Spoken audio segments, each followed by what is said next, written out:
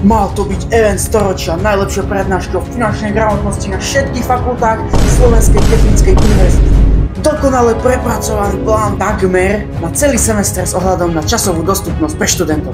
Tieto prednášky mali jasný cieľ, no nevyšlo to tak, ako to malo byť. Kde sa stala chyba? Prečo boli tie prednášky len na 3 fakultách? Prečo som toto video nevydal už minulý rok? Prečo sa ani neuskutočnil posledný bod tohto maratónu? Koho to bola chyba? Mohol za to Fico? To sa dozviete už o malý okamih.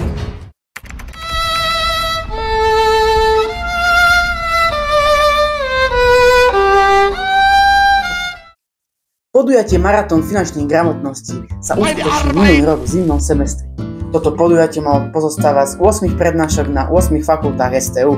Stavebná fakulta, strojárska fakulta, fakulta elektrotechniky a informatiky, fakulta chemickej a potravinárskej technológie, fakulta architektúry a dizajnu, materiálovo-technologická fakulta v Trnave, fakulta informatiky a informačných technológií a ústav manažmentu.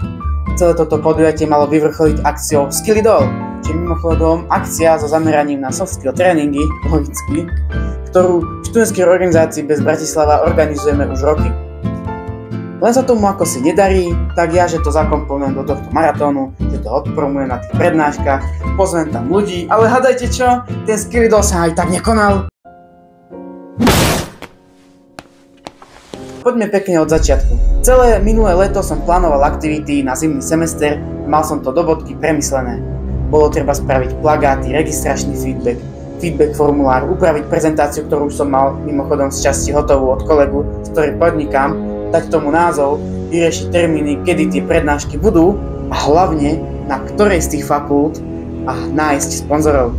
Hej, na dosť veľa vecí treba myslieť, nie je to sranda organizovať nejaké podujatie. Našťastie ja, skúsený študák, to bol hlavný organizátor technickej súťaže IBEC 2021, to bola pohoda, len som potreboval, aby mi v organizácii to podujatie schválili a pomohli s týmito úlohami. No ale neboli schopní mi na to povedať nič, lebo asi nechceli, aby som šíril finančnú gramotnosť na školách a robil zlé meno Bez Bratislava alebo čo. Kokos, nervy som mal z nich až tak, že ja taký rebel som to všetko potom robil sám, lebo som bol motivovaný a kašľal som na ich schválenie, lebo kým by mi to schválili, tak proste by som to nestihnul, nič by som nestihol spraviť. Navyše som vedel, že mi aj tak nepomôžu. A mal som aj pravdu, celkovo mi pomohla len kamoška s dizajnom plagátov. Takže na toto podujatie som bol sám a asi viete si predstaviť, ako to dopadlo. Z celkových 8 fakult to bolo len na 3 a to bolo z dôvodu, že tie fakulty ma buď ignorovali, alebo ma odmietli, čo bola asi väčšina. Preto také veci nemajú záujem, takže OK, aspoň sa mi podarilo vybaviť 3 fakulty, a to FIT, FHPT a ústav manažmentu a dátumy už boli dohodnuté, aj časy, rezervované prednáškovky, miestnosti, pohodička, už len spustiť promo čo najskôr, veď dizajn mám už hotový a ešte dobývali sponzorov. Vybavil som Red Bull a Alzu. Red Bull mi z nejakého dôvodu nedovolil použiť ich logo, čo absolútne nedáva zmysel, ale nevadí. Vecné ceny som mal, promo som začal už mesiac pred prvým termínom prednášky, aj na Instagram som dal Reelsko, môžete si ho pozrieť, aj na YouTube, aj na TikToku, nech nežerem, ale najdôležitejšie bolo, aby mi to Reelsko dali aj na Instagram organizácie. No nechceli ho tam dať, ja proste neviem prečo. A ešte aj môj dizajn zmenili. Môžete si pozrieť Instagram Bez Bratislava. A nechápem proste, hej, ten môj dizajn bol o mnoho krajší, ešte, ale proste ho zmenili. Aj tak som vedel, že z ich strany to bude bieda, ale nečakal som, že to bude až taká bieda. Každopádne na tie prednášky sa ľudia mohli buď registrovať, alebo prísť bez registrácie. Pričom tí, čo sa registrovali, budú zaradení do žrebovania webových plechov. Viete, taká motivácia. Vždy 1 až 2 dní pred akciou som chodil po danej fakulte, rozdával letáčiky, ktoré som musel vytlačiť. To bol pre mňa najväčší stres, oslovovať cudzích ľudí. Ja introvert, hej. No, introverti pochopia. Prvá prednáška bola na FHPT a tam som rozdal asi 50 letáčikov. Bol som tam asi 1,5 hodiny a dúfal som, že kto si príde. Mal som dokonca 3 registrovaných, lebo teta z fakulty poslala e-mail študentom o tejto akcii, za čo som nesmierne rád, že FHPT nerobí obštrukcie s posielaním mailov cez ICE. A nastal deň D. Prišiel som, všetko prichystal a čakal. Čakal. Kolega meškal, ale prišiel nakoniec a sme debatovali, že kde sú všetci? Jak to, že nikto neprišiel? Kde som spravil chybu? Dal som do toho toľko energie a nazmar. Však to som, ja som chcel týmto prednáškami zviditeľniť ten bez nejako, aby nás o nás študenti vedeli. A nikto mi z organizácie nepomohol s ničím, ani tam nikto neprišiel a to sľubovali podaktori. Tak ja, že super, budúci týždeň ma čaká to isté na fitke, tiež taký neúspech.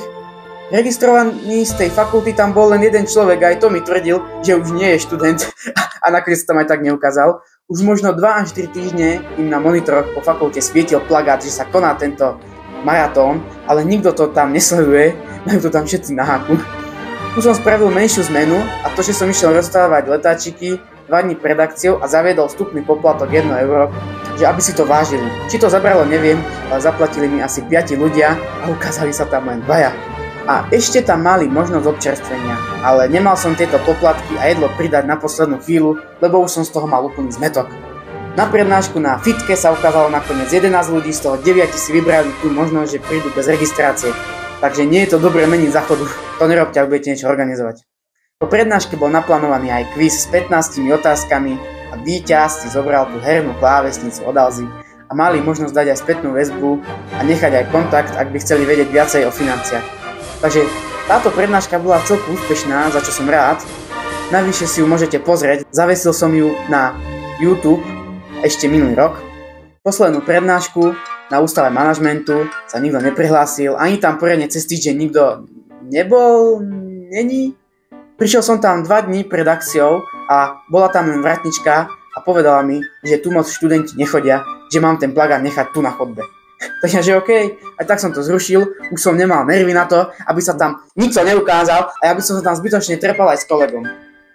Na záver mal byť skilled haul, ale to už je taká akcia sama o sebe, to už som nemal šancu proste sám uskutočniť. To sa nedá. Čiže z pôvodných 8 prednášok a jedného tréningového podujatia bola len jedna prednáška. Super, nie? Takže aké ponaučenie vyplývajú z tejto akcie? Vy, keď robíte takéto podujatia, dajte naň povinnú registráciu, aby ste vedeli, koľko ľudí sa tam ukáže. A či sa tam vôbec ukážu, aj taktiež zahada, lebo sa stáva dosť často, že sa registrujú ľudia a neprídu. To je normálne, hej?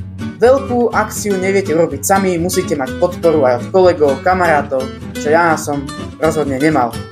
Mňa to proste baví takéto akcie organizovať, ale ťažko sa to robí samému alebo s neschopnými ľuďmi, čo nevedia ani, čo je to zodpovednosť. Aj dobrý nápad proste stroskotá nad práce neschopnosťou celej organizácie. Toto podujatie malo potenciál na zviditeľnenie študentskej organizácie BEST, našich partnerov, malo potenciál priniesť niečo nové na vysokej školy, čo tu doteraz ani nebolo a môžete sa aj upracovať k smrti, no bez celkovej podpory to proste nejde. Rozmýšľam, či takéto podujatia budem v budúcnosti robiť, ale tento semester to robím na fitke a možno po škole niekde v nejakom kultúráku, keď budem mať viacej ľudí poznať, neviem, uvidím, ako to bude. Čiže budem rád, ak toto video budete zdieľať hocikým a hlavne budem rád za odber tohto kanála. Hej, poďme sa spraviť lepšie, lebo toto je riadny fail. Áno, nevadí. O tom je život. Dobrý večer, Peter, vitajte. Mladý človek, ekonóm, vyštudovaný, priateľka? Sa veľmi rád a strašne často stretávam so svojimi priateľmi. Takže páročky s Tatarskou? Bystrická šermovačka? Presne tak. Bača Barano? To tak sedí. Veľmi rád strieľam z môjho 5-kometu.